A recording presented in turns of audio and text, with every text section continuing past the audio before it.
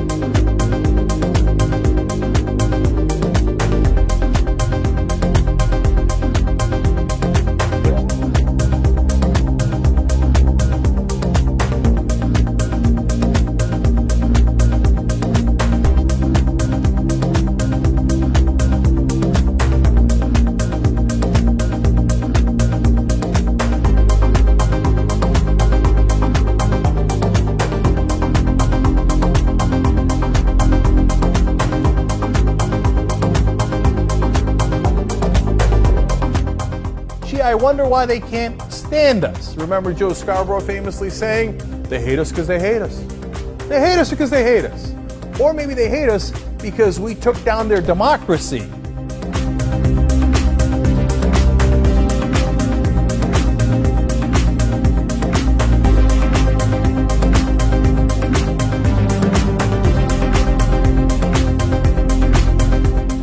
What should be the proper relationship between a chairman of the Fed and a president of the United States?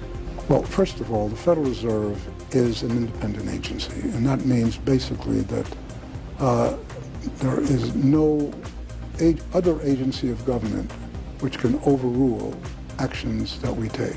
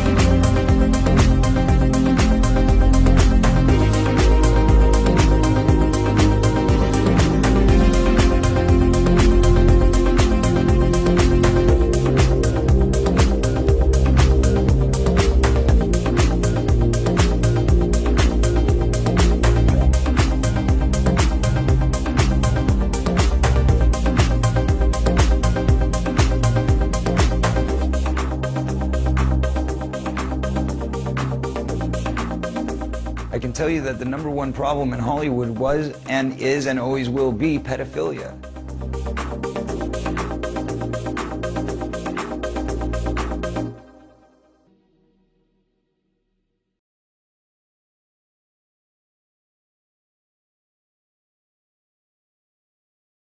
Top 10 Conspiracy Theories That Turned Fact in 2017. 2017 was a year that vindicated those who the media has constantly referred to conspiracy theorists, exposing the establishment in the process. By Matt Agorist, December 20, 2017. In 2013, Professor Lance DeHaven-Smith in a peer-reviewed book published by the University of Texas Press showed that the term conspiracy theory was developed by the CIA as a means of undercutting critics of the Warren Commission's report that President Kennedy was killed by Oswald.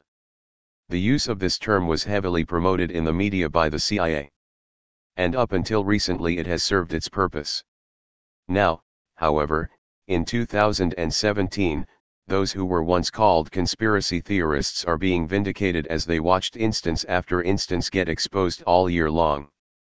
To be clear, we are not talking about outlandish, unprovable, and off-the-wall theories that completely lack evidence.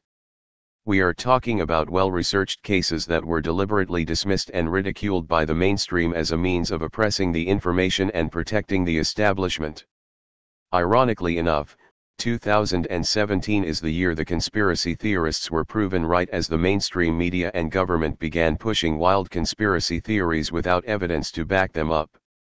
To show just how vindicated the well-informed are, below is a list of the top 10 conspiracy theories that were proven as real in 2017. 1. Hollywood and the political elite have been exposed for their rampant and horrifying sex abuse against men, women, and children alike. Just last year, as good people tried to point out that although Pete Saget may not have taken place in some restaurant in D.C., the idea of sex abuse among the elite was no laughing matter. However, anyone who mentioned sex abuse among the elite was scoffed at and ridiculed by those in the mainstream. This ridicule was in spite of the fact that the former Speaker of the House admitted to raping multiple little boys and was sentenced to prison last year.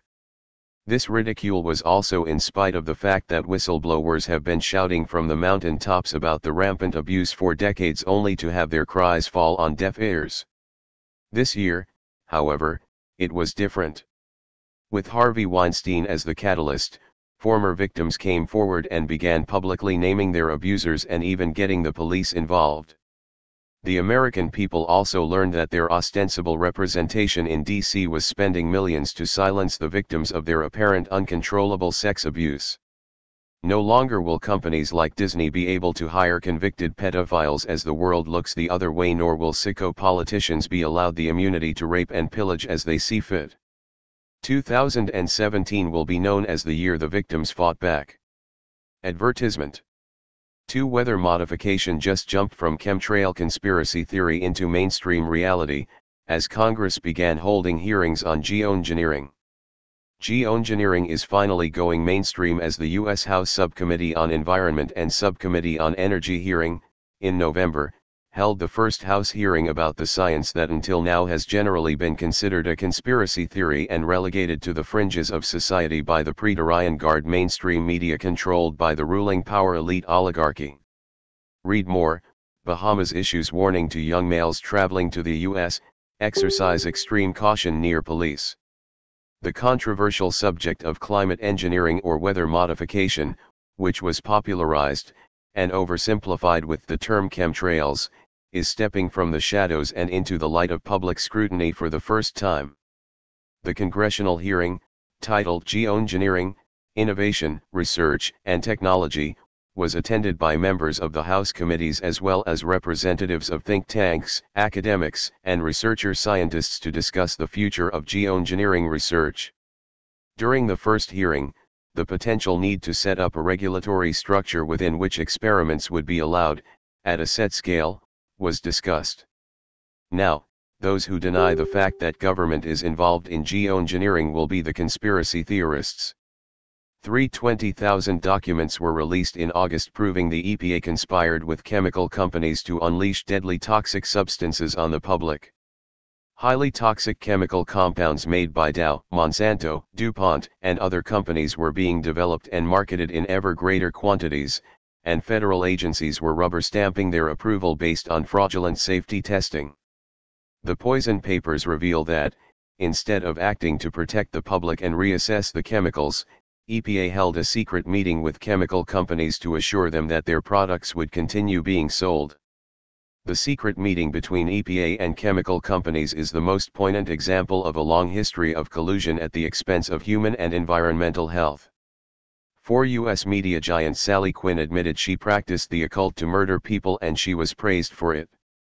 Although her husband Ben Bradley died in 2014, who was good friends with former President John F. Kennedy, and executive editor of The Washington Post from 1968 to 1991, Quinn has since taken the time to give insight into the glamorous life lived by the media's royal couple. Some of the practices she describes are ones that would normally be written off as crazy conspiracy theories by outlets such as their beloved Washington Post. However, WA Post actually praised it. In her latest publication titled, Finding Magic, a spiritual memoir, Quinn reveals that she believes she has killed at least 3 people in her lifetime. She claims that while she did not harm anyone physically, she believes strongly in the occult, and has used hexes on people who got on her bad side. Read more. Propaganda fail. PBS caught using Russian footage to depict U.S. airstrikes on ISIS oil fields. Seriously? 5 mainstream media finally admitted the United States has been aiding terrorists in Syria. In November, the BBC released a bombshell report confirming that the US and Syrian Defense Forces knowingly aided thousands of ISIS fighters. According to the bombshell BBC report, the BBC has uncovered details of a secret deal that let hundreds of Islamic State fighters and their families escape from Raqqa, under the gaze of the US and British-led coalition and Kurdish-led forces who control the city. A convoy included some of ISIS's most notorious members and, despite reassurances, dozens of foreign fighters. Some of those have spread out across Syria, even making it as far as Turkey. Then in December, an investigation concluded that 97% of the weapons used by the Islamic State were supplied illegally by the US and Saudi Arabia. The weapons and ammunition were originally purchased by the United States and Saudi Arabia and then distributed to rebel groups. While the US claimed to be fighting ISIS, the fact is that ISIS was one of the Syrian rebel groups opposing Assad, and as the report noted, nearly all of their weapons came from those purchased by the US and Saudi Arabia. 6. The Federal Reserve Bank was exposed in June to be a working arm of US intelligence.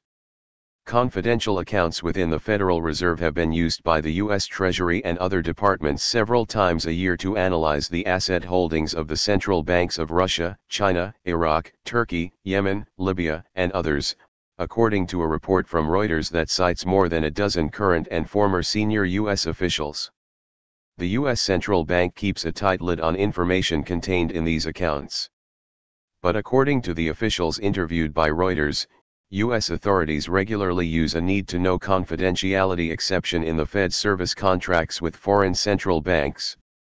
7. Declassified document proved the conspiracy that the CIA planned and carried out the 1953 Iranian coup. The newly declassified documents, titled Foreign Relations of the United States, 1952-1954, Iran, 1951, 1954, provide a notable difference from the State Department's 1989 version of the coup, which left out any involvement from American and British intelligence. A memorandum from Director of Central Intelligence Allen Dulles to President Eisenhower, dated March 1, 1953, serves as a reminder that internally, the elimination of Mossadegh by assassination or otherwise, was used as a method in repairing ties with Iran, restoring oil negotiations, and stopping a communist takeover. 8. Billionaire elitists openly admit to ingesting the blood of young children. Once the talk of conspiracy theorists the rich ingesting the blood of the young to foster longevity is now a reality and an actual business in the United States. Not only is it a business but billionaires are actually admitting their interest in it. Read more. Reverend allegedly targeted for activism, wife and him beaten by cops in front of children and jailed. As Vanity Fair reports, Ambrosia, which buys its blood from blood banks, now has about 100 paying customers. Some are Silicon Valley technologists like Peter Thiel, the billionaire co-founder of PayPal and advisor to Donald Trump. 9. CIA drug trafficking conspiracy was blown wide open in an explosive History Channel series. A&E Networks addressed the government's role in the drug war in a 4-part documentary series on the History Channel, titled, America's War on Drugs. America's War on Drugs is an immersive trip through the last 5 decades, uncovering how the CIA, obsessed with keeping America safe in the fight against communism, allied itself with the mafia and foreign drug traffickers. In exchange for support against foreign enemies, the groups were allowed to grow their drug trade in the United States. 10. Mainstream science showed vitamin C's ability to fight cancer. According to researchers from the University of Iowa, ascorbate, derived from vitamin C, was successfully observed increasing hydrogen peroxide levels in cancer cells, which in turn had a toxic result with cancer cells, killing the cancer cells in lab rats yet not damaging normal cells in the process. The researchers concluded that vitamin C might, indeed, be lethal to some cancers. According to the scientists, these results indicate that an in vivo measurement of catalase activity in tumors may predict which cancers will respond to pharmacological ascorbate therapy. Once the exact cancers are identified, which are killed by vitamin C, the researchers concluded, this information can also be used in finding combination therapies that may increase the efficacy of treatment for those tumors with higher catalase activities. In other words, extremely high doses of the vitamin C derivative may potentially be added to conventional cancer therapies to help kill more cancer cells. In 2017, the world has learned that truth is indeed stranger than fiction as the light continues to shine into the darkness. With all the proven conspiracies in 2017, we can't help but remain optimistic for 2018 to become the year the world begins to wake up. All truth passes through 3 stages. First, it is ridiculed. Second, it is violently opposed. Third, it is accepted as being self-evident. Arthur Schopenhauer. County, this is Charlotte County COPWATCH, and I wanted to explain what fair use is. You can use pieces of news articles if you're doing it for news reporting, you have commentary, and you're doing it for education purposes. So that's what fair use is, as you can see right here. Another reason why I wanted to make this video is to let you know I have just joined with Patreon. A nice thing with Patreon, I make no money on YouTube. They took the money away years ago, and so this is another way to give, and it's a nice thing too because you can give monthly. You can give $1, $5, $10, whatever. I do 4 to 5 hours a day on trying to wake the sheeple up on how corrupt it is and different ways that you can fight the corruption. So Patreon is a way that you can do it, and then of course the old way is still there. Donate to Charlotte County COPWATCH with PayPal or credit card. So keep that in mind. 4 to 5 hours a day. I make no money, but the corruption happened to me and I'm sick of it, so I'm trying to wake people up. But my wife would love it if if we could get some help out there. There's 47,000 subscribers. Just think if each one of you subscribers just gave let's say actually yes, $1 a month. 47,000 subscribers gave $1 a month. That would be awesome. That's not going to happen. But anyways, that would be great if it did happen. But do the math in your head. Just think about it. Like I said, 4 to 5 hours a day. I get no money from YouTube. YouTube has gone nuts. You can't do anything anymore. They're taking the money away everywhere. So these are a couple different ways that you can still help out with all this time that I put in. And as you know, I'm in a special situation where, at least I can do it. 4 to 5 hours a day.